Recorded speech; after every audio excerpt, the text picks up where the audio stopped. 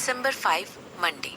बम वाले एक्सीडेंट के महज 48 घंटे बाद पुलिस को एक ऐसा सस्पेक्ट मिल गया था जिसने इस बात को कन्फेस किया था कि वो वही इंसान है जिसने उस रेस्टोरेंट में बम फेंका था। उसके अकॉर्डिंग वो उस रेस्टोरेंट का वेटर था और उससे बिना किसी बात के फायर कर दिया गया था। मैनेजमेंट ने उसे कंपनसेशन देने से भी मना कर दिया था। इसी की वजह से उसने डिसाइड किया कि वो उस रेस्टोरेंट को तबाह कर देगा और इसी एक्सीडेंट में उसने डिसाइड किया कि वो 10 लोगों को मारेगा और कम से कम 15 लोगों को घायल करेगा जो उस समय वहां पर डिनर करने आए थे। इस न्यूज के बाहर आते ही पब्लिक की जस्टिस को लेकर जो प्यास थी वो पूरी तरह से सेटिस्फाई हो गई थी। इसीलिए ये स्टोरी बिल्कुल जंगल की आग की तरह मीडिया में फैल गई और बम गिराने वाली की मिस्ट्री तुरंत सॉल्व हो गई। इसकी वजह से काफी पब्लिक इंक्वायरीज के भी आंसर मिल गए थे। उसने कन्फेस कर लिया? सिमरन ने पूछा। मुझे उस पर यकीन नहीं है, शशांक ने कहा। शशांक की बात पर सर हिलाने के बाद सिमरन भी एक गहरी सोच में चली गई। उसने खिड़की के बाहर देखा और इधर उधर घूमते हुए बादलों की तरफ देखने लग गई और कहने लगी, हम लोग जल्द ही मुंबई में लैंड हो जाएंगे। दरअसल सिमरन की एक मीटिंग मल्होत्रा इंडस्ट्रीज वाले मॉल के लिए होने वाली थी। वो उसे भी एक हार्मनी ऑयल के मॉडल में इन्वर्ट करने वाली थी, जैसे कि उसने उदयपुर वाला हार्मनी ऑयल बनवाया था। पहले तो शशांक ने जिद की कि उन लोगों को घर पर ही रहना चाहिए और कुछ दिन सुकून से बिताने चाहिए। हालांकि सिमरन ने उसे कन्विंस किया कि अगर उनका ये अपॉइंटमेंट मिस हो गया तो इसका मतलब सिर्फ और सिर्फ यही होगा कि वो लोग उस इंसिडेंट से बहुत बुरी तरह अफेक्ट हुए थे। इसके अलावा बहुत सारे लोगों को ये बात नहीं पता थी कि वो लोग इस एक्सीडेंट के वक्त उस रेस्टोरेंट में थे और सिमरन इस बात को ऐसे ही रखना चाहती थी। मुझे मुंबई वाली वर्मा इंडस्ट्रीज की ब्रांच में थोड़ी छानबीन करनी है, इसीलिए मैं दिलीप से कहूंगा कि वो तुम्हें इधर उधर जाकर शहर घुमा लाए। शशांक ने ऐसा कहते हुए सिमरन के हाथ में एक फोल्डर थमा दिया और फिर आगे कहने लगा, इस फोन में जिन्हें हमने ऑलरेडी इटली में अपने वेडिंग के लिए इनवाइट कर दिया था, मैंने इन सारे लोगों को ऑलरेडी इनविटेशन भेज दिया है। इसे ध्यान से देख लो और मुझे बता दो कि अगर तुम्हें कुछ और लोगों का नाम भी इस लिस्ट में ऐड करना है। ठीक है, सिमरन ने सर हिलाते हुए कहा। उन लोगों की शादी 25 जनवरी को होने वाली थी, तो इस तारीख के कुछ हफ्तों पहले ही इस इनविटेशन को भेजना उनके लिए बिल्कुल नॉर्मल बात थी। अगर शुरुआत करते हुए कहूँ तो गिल परिवार को भी बहुत बड़ा परिवार नहीं है। मेरे पास कुछ दूर के रिश्तेदार हैं और हम लोग इतने नजदीकी भी नहीं है जैसे कि मेरी नानी माँ थी। यहाँ तक कि मेरी नानी माँ की भी उनसे कोई ज्यादा इंटरेक्शंस नहीं थे। सिमरन ने शशांक से कहा। और तुम्हारे नाना जी की फैमिली? शशांक ने पूछा। मैं करिश्मा को कांटेक्ट करके उनके बारे में पता लगाती हूँ, सिमरन ने अपनी आईब्रो ऊपर नीचे करते हुए कहा। दरअसल वो उन बातों को याद करने की कोशिश कर रही थी जो उसकी नानी माँ उसे बताया करती थी। उसे याद नहीं आ रहा था कि क्या कभी उसकी नानी माँ ने उसके नाना की फैमिली के बारे में कोई भी जिक्र किया था। शायद ऐसा इसलिए भी था क्योंकि उन लोगों ने जब नाना जी बहुत छोटे थे तभी उन्हें अपनी जायदाद से बेदखल करके घर के बाहर निकाल दिया था। इसके बाद सिमरन पूछने लगी, और तुम्हारे बारे में क्या तुमने अनाथ आश्रम से बहुत सारे लोगों को इनवाइट किया है? नहीं, सिर्फ कुक को। ऐसा कहते हुए शशांक मुस्कुराने लगा। मुझे लगता है जब हमारे पास टाइम होगा तो हमें जाकर एक बार उनसे मिल लेना चाहिए। मैंने उनसे कहा है कि हमारी शादी हो जाने के बाद वो हमारे साथ शिफ्ट होकर हमारे लिए काम करे और वो मान गया है। वो बहुत तरीके के टॉनिक बनाने में माहिर है, इसीलिए उसका आसपास रहना हमारे लिए फायदेमंद रहेगा। शशांक ने अपनी बात को आगे बढ़ाते हुए कहा। सिमरन ने अपना सर हिलाया। उसे याद आ गया था कि शशांक अनाथ आश्रम में भी कोई ज्यादा लोगों की क्लोज नहीं था, लेकिन उस गूंगे कुक की याद अभी भी आती थी जिसका नाम था बबलू। इसके अलावा शशांक ने जानबूझकर एक चुप्पी ली और सिमरन की तरफ घूरकर देखने लगा और फिर कहने लगा, मैंने डिसाइड किया है कि मैं उस इंसान के साथ एक मीटिंग करूंगा। जल्द ही मैं उसके साथ एक मीटिंग स्केड्यूल करने वाला हूँ। किस बारे में? सिमरन ने अपने आईब्रो उठाकर पूछा। मैं तुम्हारे अप्रूवल का वेट कर रहा था। अगर तुम नहीं चाहती हो कि मैं उससे मिलूं तो फिर मैं नहीं मिलूंगा। शशांक शब्द सुनकर सिमरन ठहाका मारकर हंसने लगी। वो अपना सर हिला रही थी और उसकी आंखों में मजाक साफ साफ दिखाई दे रहा था। मुझे इस बात से कोई प्रॉब्लम नहीं है, मैं बस इतना चाहती हूँ कि जब तुम वहां पर जाओ तो मैं तुम्हारे साथ चलूं, सिमरन ने शशांक से कहा। ऑफ कोर्स, शशांक मुस्कुराया और इसके बाद विंडो के बाहर देखने लगा। उनका प्लेन ऑलरेडी नीचे की तरफ जाने लगा था, इसीलिए उन दोनों ने बात करनी बंद कर दी और प्लेन के लैंड होने का वेट करने लगे। कुछ मिनटों के बाद शशांक और सिमरन एयरपोर्ट से एक कार में शिफाली, रूपाली और दिलीप के साथ निकल गए। आज रात एक गाला फंक्शन होने वाला है। मुंबई के कुछ अनाथ आश्रम के फायदे के लिए इस फंक्शन को रखा गया है। मेरे और मनमीत के लिए यहाँ से इनविटेशन आया है। शशांक ने इसके बाद अपने जबड़े कसते हुए कहा, हमें जाना चाहिए। ऐसा कहते हुए सिमरन ने शशांक के माथे पर लगी हुई उस छोटी सी बैंडेज की तरफ देखा और फिर आगे कहने लगी, तुम्हें अभी भी धमाके की वजह से चोट लगी हुई है। पूरी वर्मा फैमिली भी वहां पर होगी, मेरा कजिन हरमन वर्मा और उसकी बहन लतिका वर्मा, शशांक ने सिमरन को बताया। सिमरन जैसे ही अपनी नजर कार की विंडो पर करके बाहर की तरफ देख रही थी, वहां पर पूरी तरह चुप्पी छा गई थी। मुंबई की सड़कें हमेशा की तरह आज भी बिजी दिखाई दे रही थी। ये दोनों मनमीत के बायोलॉजिकल भाई और बहन है ना? तुम इन लोगों को किस वजह से देखना चाहते हो? सिमरन ने पूछा। उस बम वाले एक्सीडेंट की वजह से, शशांक ने कहा। मैं दरअसल उन लोगों को अवॉइड करना चाहता था और किसी तरह की अफरा तफरी नहीं चाहता था। मैं तुम्हारे साथ बहुत ही पीसफुली रहना चाहता हूँ, मगर मुझे लगता है कि उन लोगों ने ऑलरेडी मेरी आइडेंटिटी को डिस्कवर कर लिया है और वो लोग हमें टारगेट कर रहे हैं। मैं ओरिजिनली वर्मा फैमिली का इकलौता वारिस हूँ। इसके पहले उन लोगों ने मेरे दादाजी को भी मार दिया था और मेरे मॉम डैड को भी ढूंढने की कोशिश की थी। यही वो लोग हैं जिन्हें मुझसे डर लगना चाहिए और मुझे इनसे डर नहीं लगना चाहिए। ऐसा इसलिए क्योंकि इन्हें लगता है कि मैं इनकी फैमिली के लिए और जायदाद के लिए खतरा हो सकता हूँ।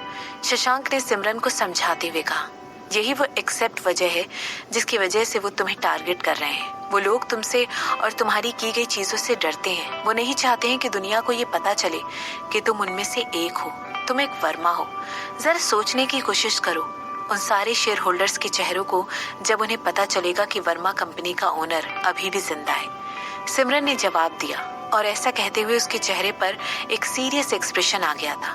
इसके बाद वो अपनी बात को आगे बढ़ाते हुए कहने लगी, मुझे पूरा यकीन था कि यही वो वजह है जिसकी वजह से ईशान मुझसे कुछ हफ्ते पहले मिला था और उसने मेरे कंधे पर बंदूक रखकर तुम्हें टारगेट करने की कोशिश की थी। वो चाहता था कि मैं वर्मा फैमिली का टारगेट बन जाऊं।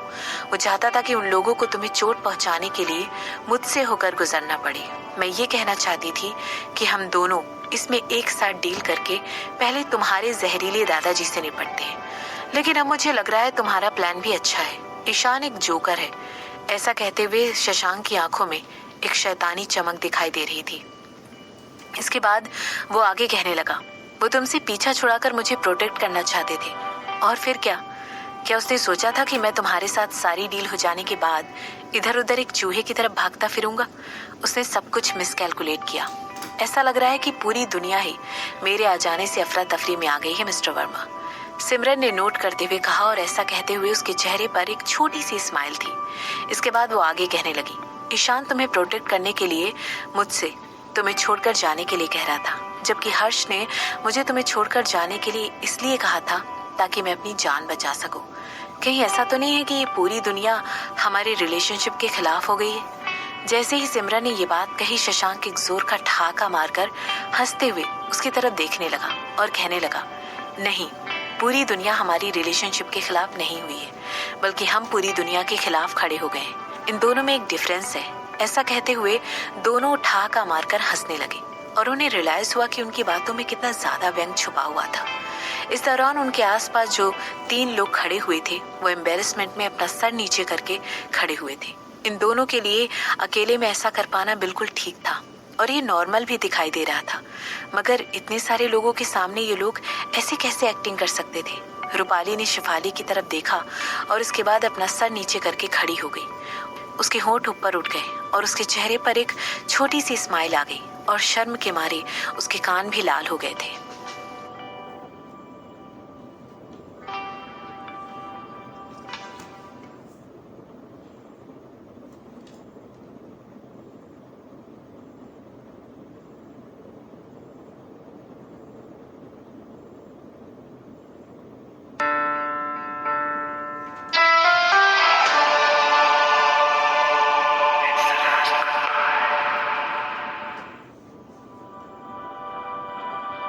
शशांक वर्मा, क्या वो वहां पर आ रहा है? ऐसा पूछते हुए हरमन के होंठ तुरंत ऊपर की तरफ उठे और वो एक शैतानी हंसी हंसने लगा। जो छोटा सा निशान उसके लेफ्ट आंख के नीचे था वो सिकुड़ चुका था और उसकी वजह से उसका चमकता हुआ बेदाग चेहरा साफ दिखाई दे रहा था। उसने तुरंत अपने हाथों में पकड़ी हुई तस्वीर की तरफ घूर कर देखा और अपनी आंखों को छोटा करते हुए कहने लगा, इंटरेस्टिंग। मैंने सुना है कि कोई और भी मिस्टर वर्मा की वाइफ को पसंद करता था, एक दुबले पतले आदमी ने कहा। उसने एक ओवरसाइज सूट पहना हुआ था और इस समय हरमन के बिल्कुल पीछे खड़ा हुआ था। उसने सिमरन की तस्वीर की तरफ देखा और फिर अपने गले से एक आवाज निकालते हुए कहने लगा, मैं ये सोच रहा हूँ कि कौन सा आदमी इस तरह की औरत को पसंद करेगा। ये बिल्कुल मामूली लड़की दिखती है, मैं इसे 7 नंबर दूंगा। बेवकूफ। हरमन ने ऐसा कहते हुए अपना मुंह फुलाया और सर हिलाने लगा। उसे अपने भाई पर तरस आ रहा था, जैसा कि एक्सपेक्टेड था। उसके अंदर ऐसी काबिलियत नहीं थी कि वो उनके सामने दिखाई दे रही पत्थरों से भरी हुई एक झील में से बेशकीमती हीरे चुनकर ला सके। ये सिमरन ना केवल अट्रैक्टिव है, मगर बिजनेस में इसकी काबिलियत भी टॉप नॉच है। जो आदमी इस तरह की औरतों से शादी करते हैं वो बहुत ही लकी होते हैं। हरमन ने कहा, तो तुम्हारे कहने का मतलब है कि शशांक इससे शादी करके खुशकिस्मत बन गया है?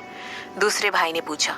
नहीं, बल्कि इसका बिल्कुल उल्टा हुआ है। शशांक इस ओर बहुत अनलकी हो गया है। ऋषि, प्लीज अपने दिमाग का इस्तेमाल करो और इसके बारे में जरा सोचो, हरमन ने बहुत ही शांति के साथ कहा। इसके बाद अपनी बात को आगे बढ़ाते हुए वो कहने लगा, इस तरह की एक औरत, एक ऐसी औरत जिसके पास दिमाग के साथ साथ खूबसूरती भी हो, उसे कंट्रोल करना कितना मुश्किल होगा। सिर्फ कुछ आदमी ही इस तरह की औरतों को हैंडल कर पाते हैं, जिन्हें उनकी असली कीमत पता होती है। ऋषि ने ऐसे ही रहना उसे अपने बड़े भाई के एक एक शब्द का मतलब समझ में आ गया था। हालांकि उसकी आंखों में छुपी हुई कंफ्यूजन अभी भी साफ दिखाई दे रही थी। अरे ऋषि, तुम अभी ये सब बातें समझने के लिए बहुत छोटे हो, तुम्हें भी बहुत सारी बातों को समझना सीखना होगा, हरमन ने कहा। भाई, मैं सीख रहा हूँ, मैं आपके पिताजी की तरह बनना चाहता हूँ, ऋषि ने जवाब दिया। ये तो बहुत अच्छी बात है, बहुत ही अच्छी बात है। मुझे ऐसे लोग बहुत पसंद है जिन्हें सीखना अच्छा लगता है, हरमन ने कहा। ऋषि अपनी तारीफ सुनकर खुश हो गया और मुस्कुराने लगा। इसके बाद वो आगे अपने बड़े भाई से कहने लगा, क्या आज रात ही उन लोगों से मिलने वाले हैं? क्या मैं भी आपको ज्वाइन करके उन लोगों को देख सकता हूँ? नहीं, इस बार मैं और तुम्हारी बड़ी बहन उन लोगों को अटेंड करने जाएंगे। उसे उन लोगों के सामने अपना एक अच्छा इंप्रेशन बनाना है और उसकी ऑलरेडी चोट खाई हुई रेपुटेशन को भी ठीक दिखाना है। मैं चाहता हूँ उसके बारे में जो भी अफवाहें फैली हुई हैं वो फंक्शन के बाद पूरी तरह गायब हो जाए। हरमन ने अपने छोटे भाई से ऐसा कह तो दिया था, लेकिन उसे भी पता था कि इस तरह के छोटे मोटे सिंपल बैंक्वेट से उसकी बहन पब्लिक की आंखों में कोई दूध की धुली नहीं बनने वाली थी। हालांकि उसने ऑलरेडी इस फंक्शन को बहुत बड़ा बनाने के बारे में एडवांस में बहुत सारी चीजें अरेंज कर ली थी। इसके बाद वो आगे कहने लगा, मिस्टर कृष्णा को बुलाओ, मैं चाहता हूँ कि वो हमारे साथ इस फंक्शन में चले। ऋषि ने अपना सर हिलाया और मुस्कुराते हुए वो रूम छोड़कर चला गया। उसके भारी कदमों की आवाज अपने पीछे बंद कर रहे दरवाजे तक सुनाई दे रही थी। आखिर किसी दुबले पतले इंसान के इतनी भारी पर कैसे हो सकते थे? हरमन वहां पर खड़े खड़े मुस्कुराने लगा। इसके बाद उसने सिमरन की खूबसूरत स्माइल की तरफ एक बार फिर से निहार कर देखा। उसकी आंखें उसके हल्के गुलाबी रंग के होठों पर जाकर टिक गई और उसके बाद उसकी नजरें धीरे धीरे उसकी पतली गर्दन की तरफ बढ़ने लगी। क्या तुम उसे पसंद करते हो? एक सॉफ्ट सी आवाज ने उस रूम में छाई हुई एक अलग सी शांति को तोड़ दिया था। इसकी वजह से हरमन घूर कर पीछे पलटकर देखने लगा। उसकी नजर तुरंत अपनी बहन पर पड़ी, जो कि वहां पर आकर उसके लेफ्ट में रखी हुई चेयर पर बैठ गई थी। तुम्हें इस वक्त क्या चाहिए? हरमन अपनी बहन से पूछने लगा। तुम्हें उसे इस तरह क्यों बना रहे हो, जैसे मुझे जब भी तुमसे कुछ चाहिए रहता है तभी मैं तुम्हारे पास आती हूँ? ऐसा कहते हुए लतिका ने तुरंत अपनी आंखें घुमाई और अपने पैरों को क्रॉस करके रख लिया।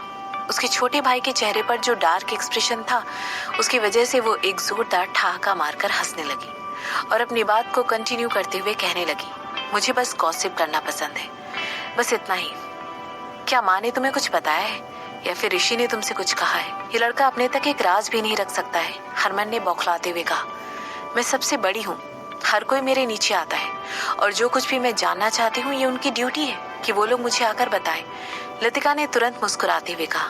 उसकी भूरे रंग की आंखों में एक अलग ही शैतानी दिखाई दे रही थी। इसके बाद वो कहने लगी, तो क्या ये सच है? क्या वो हमारे अंकल का बेटा है? तुम्हें क्या लगता है कि क्या पापा? चुप रहो लतिका, अपना मुंह बंद रखो, हरमन ने कहा। तुम्हें किस बात की चिंता हो रही है? अगर वो हमारे अंकल का बेटा है तो फिर उसे वर्मा कंपनी का मालिक होना चाहिए और हमें नहीं। क्या हम शांति से ये सब उसे नहीं दे सकते हैं? इसके बाद हम सब हैप्पीली एवर आफ्टर रहेंगे, लतिका ने अपने भाई से कहा। क्या तुम फिर से कोई नशा करके आई हो? ऐसा पूछते हुए जब हरमन ने अपनी बहन के चेहरे पर एक मुस्कुराहट देखी तो उसके माथे पर बल पड़े हुए थे और भी गहरे हो गए थे, और वो कहने लगा, हमें आज रात एक पार्टी अटेंड करनी है और तुमने डिसाइड कर लिया कि तुम ड्रग्स का इस्तेमाल करोगी। क्या तुम पागल हो गई हो? मुझे लगा था तुम आज रात पियानो बजाने वाली हो। हमने ऑलरेडी इस बारे में बात कर ली थी। आखिर तुम करना क्या चाहती हो? अरे अरे रिलैक्स मेरे गुस्सैल भाई, मैं ये सब कुछ हैंडल कर सकती हूँ। ऐसा कहने के बाद लतिका अपने भाई की तरफ देखकर मुस्कुराने लगी और आगे कहने लगी, मैं तो हमेशा ऐसा ही करती हूँ ना। मैं हमेशा इस तरह हाई होकर सब लोगों को इम्प्रेस कर देती हूँ, चाहे वो पापा हो या दादाजी। मैं इस काम में माहिर हूँ। हरमन ने तुरंत अपने लिए और भूलकर अपनी बहन की तरफ देखने लगा, जिसे वर्मा फैमिली का जीनियस कहा जाता था। अपनी सीट से उठकर उसने अपनी बहन की तरफ पीठ कर ली और वहीं खड़ा हो गया। तुम कहाँ जा रहे हो? छोड़ो भी, तुम मुझे जानते हो, मैंने कब सब लोगों को डिसअपॉइंट किया है? लतिका ने पूछा। लतिका अपनी बकवास बंद करो, दादाजी चाहते हैं कि तुम बिजनेस को सीरियसली लेना शुरू कर दो। हरमन ने कहा। कौन से बिजनेस की बात कर रहे हो? अच्छा वो वाला जो हमने उनके भाई से चुरा लिया था। एक मिनट, क्या ये वही वाला बिजनेस है जो हमने मेन वाली वर्मा फैमिली से चुराया था? अरे हाँ, मुझे याद आया, यही बिजनेस है जो इस बात की वजह है कि जिसकी वजह से मुझे किसी ऐसे इंसान से शादी करनी पड़ी जिसे मैं जानती तक नहीं थी। एक ऐसे इंसान से, वो क्या वर्ड था जो वो यूज करता था? हमारा इन्फ्लुएंस बढ़ाने के लिए।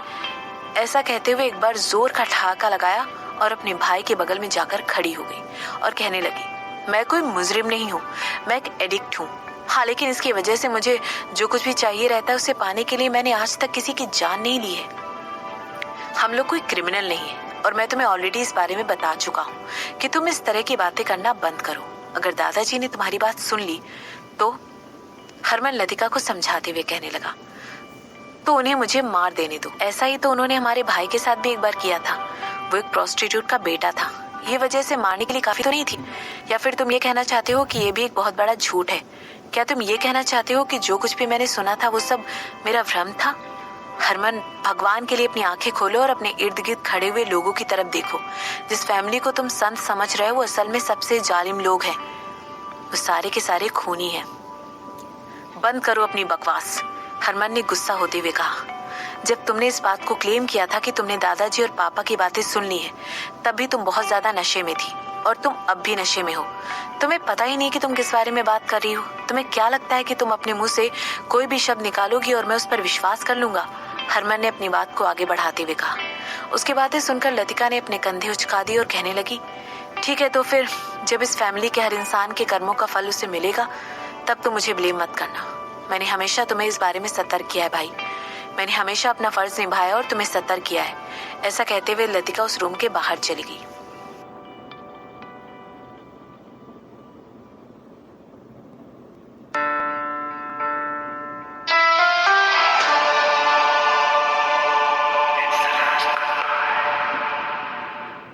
इधर बीच सिमरन अपने मॉल की नई साइट के लिए जगह ढूंढ रही थी। उसे उस जगह पर हार्मनी आल खोलना था। ये दूसरा मॉल होने वाला था जो एशिया का हिस्सा बनने वाला था। इसीलिए सिमरन इस बात को लेकर और इस प्रोजेक्ट को स्टार्ट करने के लिए काफी ज्यादा एक्साइटेड थी। ऑफ कोर्स इस पॉइंट पर सिमरन को इस बात का पता नहीं था कि उनके पीठ पीछे कोई दूसरी ही प्लानिंग कर रहा था। साथ ही साथ उसे किसी की चाल का भी पता नहीं था। यहाँ पर एक बड़ा सा फाउंटेन होगा और यहाँ पर एक बड़ा सा पेड़ होगा। मिस्टर विजय पहले ही सिंगापुर पहुंच चुके थे ताकि वो कुछ चीजों की टेक केयर एडवांस में कर सके। और यहाँ पर सिमरन अपनी बात कहते कहते बीच में ही रुक गई। एक्सक्यूज मी मैम, करिश्मा आपसे बात करना चाहती थी। ऐसा कहते हुए शिफाली धीरे से सिमरन की तरफ झुकी और उसे फोन दे दिया। करिश्मा? सिमरन ने फोन को अपने कान के पास लाते हुए पूछा। उसे ऑलरेडी पता था कि हो ना हो ये कोई बहुत अर्जेंट और इम्पोर्टेंट बात है, वरना करिश्मा अपना मैसेज शिफाली को भी दे सकती थी। अपनी आईब्रो को उठाते हुए सिमरन ने पूछा, क्या कोई प्रॉब्लम है करिश्मा? ऋत्विका सुबह ही मर गया। कुछ लोग कह रहे हैं ऐसा जहर की वजह से हुआ है। करिश्मा की आवाज इस समय बहुत धीमी थी। इसके बाद अपनी बात को आगे बढ़ाते हुए वो कहने लगी, मुझे इस मामले के बारे में एग्जैक्ट डिटेल्स ठीक तरह से पता नहीं चल पाई हैं, मगर मैंने इस बारे में सुना है कि मिस्टर करण कपूर इस वजह से पूरी तरह टूट चुके हैं। ऐसा जिसकी घेराबंदी कर दी जाए बहुत ही खतरनाक होता है सिमरन। ऐसा कहते हुए करिश्मा ने सिमरन को चेतावनी दे दी थी। इसके बाद वो आगे कहने लगी, मैंने ये भी सुना है कि पुलिस को कोइंसिडेंटली शशांक इस मामले में इन्वॉल्वमेंट के कुछ सुराग हाथ लगे, मगर तुमने मुझे ऑलरेडी बता दिया था कि उसका काम नहीं है। उसने कुछ नहीं किया है, सिमरन ने कहा। क्या तुम पूरी यकीन के साथ कह सकती हो? करिश्मा ने पूछा। हाँ बिल्कुल, सिमरन ने अपना सिर हिलाते हुए अपने लिप्स बंद कर दिए। खैर, जो भी डॉक्यूमेंट्स ऋत्विक के पास उसके खिलाफ थे उन्हें लीक कर दिया गया था। शशांक के अलावा और कोई नहीं हो सकता है जिसके पास ऋत्विक को चुप कराने का मकसद हो। इसके अलावा मैंने ये भी सुना है कि मिस्टर कपूर को शशांक के खिलाफ किसी तरह के विटनेस हाथ लग गए हैं, कुछ ऐसे जो बहुत काम के हैं।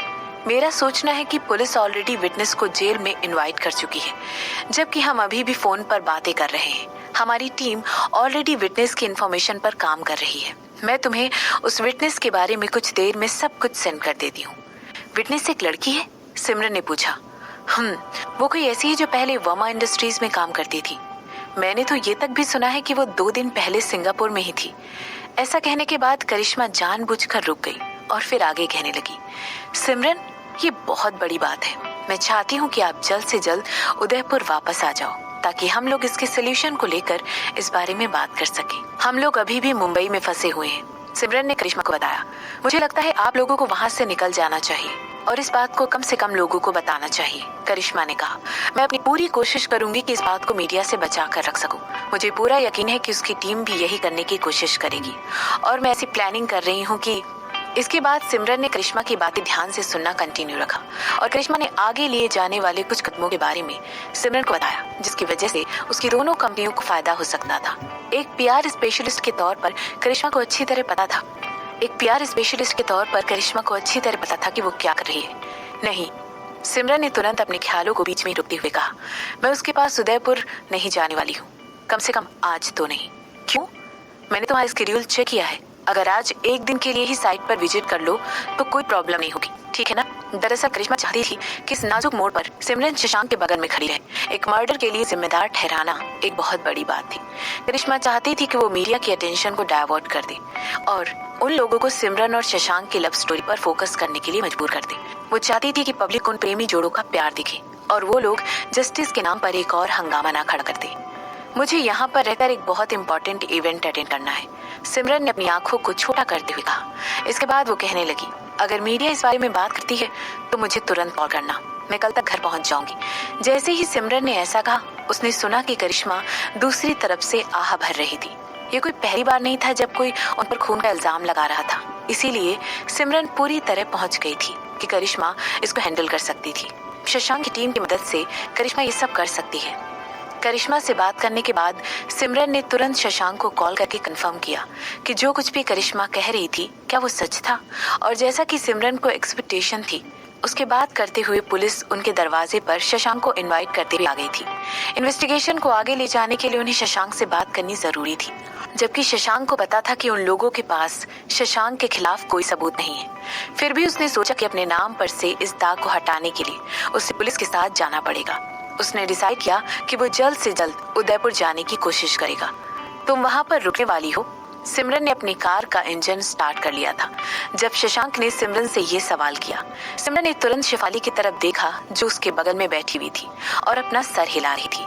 हाँ, मैंने तुम्हारे नाम पर जो गाला होने वाला है उसे अटेंड करने जा रही हूँ। शशांक ने सिमरन की बात का कोई जवाब नहीं दिया, लेकिन सिमरन सुन पा रही थी कि वो दूसरी तरफ से आहें भर रहा था। ठीक है, मैं ऑलरेडी एक्सपेक्ट कर रहा था कि ऐसा ही होगा। मैंने ऑलरेडी किसी से कह दिया है कि वो तुम्हारा गाउन प्रिपेयर करवा दे। अपना ख्याल रखना। सिमरन शशांक के शब्द सुनकर मुस्कुराने लगी।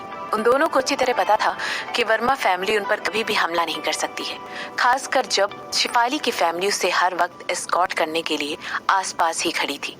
वर्मा खानदान।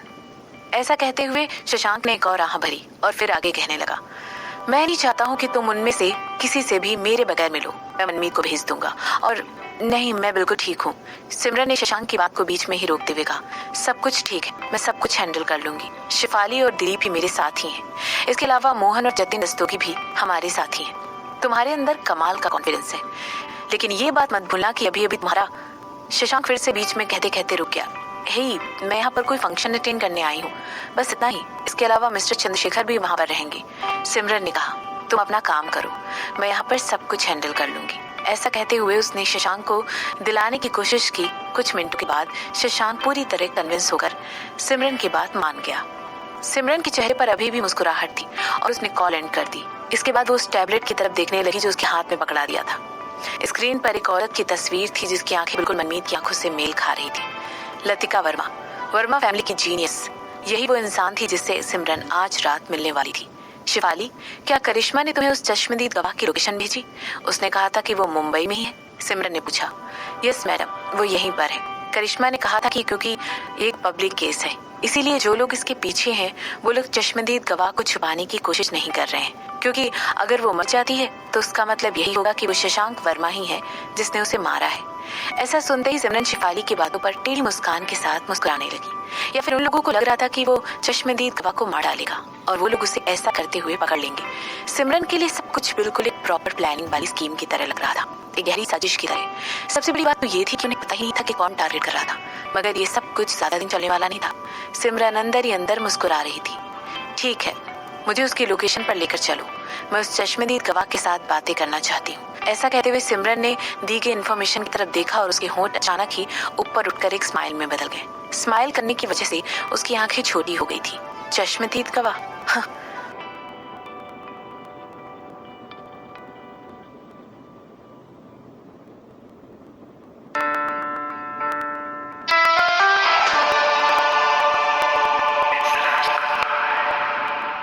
मुंबई में बहुत सारे खूबसूरत पार्क हैं जहाँ पर टूरिस्ट और लोकल लोग घूमकर उनका मजा लेते हैं। उन्हीं में से एक पार्क मुंबई नेशनल पार्क था, जिसे उसके शांत एनवायरनमेंट के लिए जाना जाता था। मुंबई जैसे शहर से भरी हुई सिटी में ये पार्क काफी ज्यादा शांति से भरा हुआ था।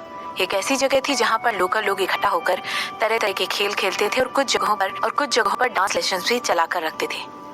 हालांकि ये सब कुछ सुबह सुबह ही दिखाई देता था।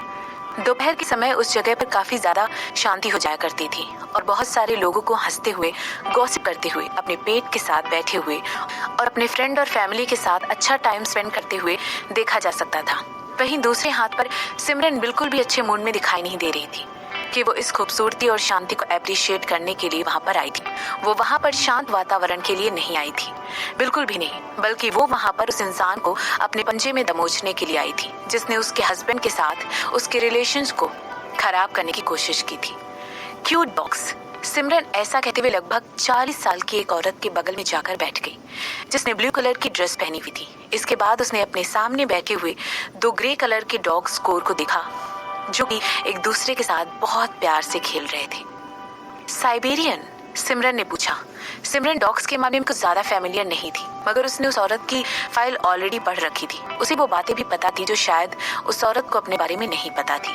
किसी भी इंसान के बारे में रिसर्च करके पता लगाने के लिए सिमरन के पास एक ऐसी टीम थी जो हर पल उसकी मदद करने के लिए तैयार खड़ी रहती थी, और यही उसका सबसे बड़ा एडवांटेज था। वो देख रही थी कि उसके सामने बैठी हुई औरत अपना सर हिला रही थी और उसे देखकर मुस्कुरा रही थी। वो जो पहला वाला है वो 2 साल का है और दूसरा वाला 2 महीने पहले ही 1 साल का हुआ है। उस औरत ने मुस्कुराते हुए जवाब दिया। उस औरत की आंखों के पास जो झुर्रियां पड़ी हुई थी वो हल्की सी सिकुड़ गई थी। इसके बाद वो आगे कहने लगी, मैं इनसे बहुत ज्यादा प्यार करती, सोच रही हूँ अगले महीने एक और को अडॉप्ट कर लूंगी। मैं अपने साल की शुरुआत अपने घर के आसपास थोड़े से प्यार बांटने से करूँ तो ये एक अच्छी शुरुआत होगी। बहुत अच्छा प्लान है। मैं भी सोच रही हूँ अपने लिए भी एक अडॉप्ट कर लूँ। फिर मैंने किया कि मेरे पास उनका ख्याल रखने के लिए ना तो वक्त होगा और ना ही एनर्जी। सिमरन ने अपने कंधे उचकाते हुए कहा। इसके बाद वो आगे कहने लगी, मुझे उम्मीद है अगले साल तक मुझे थोड़ा सा टाइम मिल जाएगा। क्या आप यहाँ पर नई हैं? दरअसल ये पहली बार है जब मैंने आपको यहाँ पर देखा है। उस औरत ने अभी भी अपनी नजर अपने डॉग्स के ऊपर रखते हुए पूछा। हाँ, मैं बस, आप समझ सकती हैं, ताज़ी हवा का झोंका हमेशा ही आपका दिन बना देता है। मुझे इस जगह पर लोगों को हंसते हुए देखना और गॉसिप करते हुए देखना बहुत पसंद है। ये सब कुछ कितना रिफ्रेशिंग है, सिमरन ने जवाब दिया। उस औरत ने हाँ में सिर हिला दिया। इसके बाद उन दोनों ने बातें करनी बंद कर दी और वहां पर सन्नाटा पसर गया। कुछ सेकंड्स के बाद सिमरन ने एक लंबी सी आह भरी और अपने हाथों को क्रॉस करके अपने चेस्ट पर रख लिया। उसकी आंखों में एक अलग ही चिंता दिखाई दे रही थी और फिर वो कहने लगी, बेचारी डॉग्स। उसकी आवाज बहुत ही कोमल थी, मगर इतनी धीमी थी कि उसके बगल में बैठी हुई औरत ही इस बात को सुन सकती थी। आई एम सॉरी, उस औरत ने कहा। क्या आपको पता है इन डॉग्स का क्या होगा जब इनकी मालिक मर जाएगी? जैसे ही सिमरन ने ये सवाल किया, उसके बगल में बैठी हुई औरत की आंखें बाहर आ गई। उसे यकीन नहीं हो रहा था कि सिमरन ने अभी अभी उससे क्या कह दिया था। उसने अपने आसपास खड़े हुए लोगों को देखा और फिर अपने होंठ बंद कर दिए। घबराई हुई आवाज में इसके बाद वो पूछने लगी, तुम कौन हो? आप मुझे सिमरन कह सकती हैं, सिमरन ने मुस्कुराते हुए कहा। सिमरन वर्मा। जैसे ही उसने ये कहा, उसने देखा कि सामने बैठी हुई औरत का चेहरा पीला पड़ चुका था। उस औरत के हाथ बनकर एक मुट्ठी बन चुके थे और सिमरन की तरफ वो बहुत गुस्से से देखने लगी। क्या तुम यहाँ पर? उस औरत ने अपनी बात कहनी शुरू ही की थी कि तभी सिमरन ने उससे बीच में टोकते हुए कहा, तुम्हें मारने आई हूँ। ऐसा कहने के बाद सिमरन मुस्कुराने लगी और उसने देखा कि उसके सामने बैठी हुई औरत अपने इर्द गिर्द की सराउंडिंग को एक बार फिर से स्कैन करने लगी थी। शायद वो देख रही थी कि उसके आसपास के किसी इंसान ने ये बात सुन ली हो और अगर वो चिल्लाई तो उसकी मदद करने के लिए कोई उसके सामने आ जाए। सिमरन अंदर ही अंदर मुस्कुराने लगी और कहने लगी, जिन लोगों को मैं ठीक से जानती भी नहीं हूँ उन्हें मैं चोट नहीं पहुँचाती हूँ। मैंने कुछ भी गलत नहीं किया है। अगर मैंने कुछ भी नहीं, वो औरत सकपकाते हुए कहने लगी। उसके चेहरे पर सरप्राइज और डर साफ साफ दिखाई दे रहा था और जैसे जैसे उसकी आंखों की पुतलियां बड़ी हो रही थी, ऐसा लग रहा था डर उनमें पूरी तरह समा चुका था। कुछ सेकंड के लिए वो सिमरन की तरफ घूर कर देखती रही और उसके बाद उसने अपना सर नीचे कर लिया। उसके हाथ कांपने लगे थे। सिमरन इसके रिस्पॉन्स में बस वहां बैठकर मुस्कुरा रही थी। वो औरत ऑलरेडी अपने 40s में थी, ना तो वो इतनी लंबी थी, उसके चेहरे का रंग ही उड़ा हुआ था और उसकी आंखों के नीचे आई बैग साफ साफ लटके हुए दिखाई दे रहे थे। सिमरन को उस औरत को देखकर किसी की याद आ रही थी, या किसी ऐसे इंसान की जो कि कई दिनों से सोया ना हो। कुछ सोचते हुए वो फिर पूछने लगी, तो क्या तुम्हें पता है कि तुम्हारे डॉग्स का क्या होगा जब उनकी मालकिन मर जाएगी? मुझे नहीं पता। नहीं, वो औरत लड़खड़ाते हुए कहने लगी। सेम, मुझे भी नहीं पता।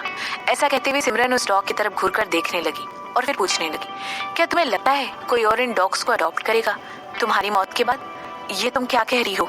ऐसा पूछते हुए उस औरत की आंखों में अलार्म की घंटी बजती हुई साफ साफ दिखाई दे रही थी। इसके बाद वो सिमरन से डायरेक्टली पूछने लगी, क्या तुम मुझे धमकी दे रही हो? नहीं, बिल्कुल भी नहीं। जैसा कि तुम देख पा रही हो, ये सिर्फ एक पेरेंट के तौर पर मुझे लगता है तुम्हें इस बारे में भी सोचना चाहिए, है ना? पेरेंट्स भी तो यही करते हैं, है ना? बताओ। ऐसा कहते हुए सिमरन उस औरत को देखकर मुस्कुराने लगी। सिमरन की मुस्कुराहट देखकर ऐसा बिल्कुल भी नहीं लग रहा था कि वो उस औरत को मारने के इरादे से वहां पर आई है। इसके बाद कुछ सोचते हुए वो कहने लगी, चिंता मत करो, मैं यहाँ पर तुम्हें चोट पहुँचाने के लिए, ऐसा कुछ करने के लिए नहीं आई हूँ। मैं बस मुंबई घूमने के लिए आई थी और मुझे लगा मुझे इस पार्क में जाना चाहिए। ये सब कुछ एक कोइंसिडेंस था। ऑफ कोर्स, सिमरन को अच्छी तरह पता था कि उसके शब्दों का उस औरत पर कोई असर होने वाला नहीं था। एक पार्क? क्या सच में? उस औरत को पता होना चाहिए कि सिमरन शशांक की पत्नी थी। वो इकलौती वजह जिसकी वजह से वो सिमरन को एकदम से पहचान नहीं पाई थी, वो ये थी कि सिमरन ने अपने बिजनेस के कपड़े न पहनकर बहुत ही कैजुअल और नॉर्मल कपड़े पहने हुए थे, कुछ ज्यादा ही कैजुअल। इस समय उसने एक सिंपल सी शर्ट पहनी हुई थी और उसके साथ जीन्स के ऊपर एक कोट ले रखा था। ये कपड़े बहुत ज्यादा शानदार नहीं दिखाई दे रहे थे, इसीलिए शायद ये पहचान पाना मुश्किल था कि ये वही सिमरन है जो बिजनेस पर राज करती है। तुम यहाँ पर मुझे धमकी देने आई थी? उस औरत ने पूछा। उसकी आंखों में अभी भी एक तरह का डर साफ साफ दिखाई दे रहा था, लेकिन ये बात भी साफ थी कि उसके अंदर अब थोड़ा सा कॉन्फिडेंस आ गया था।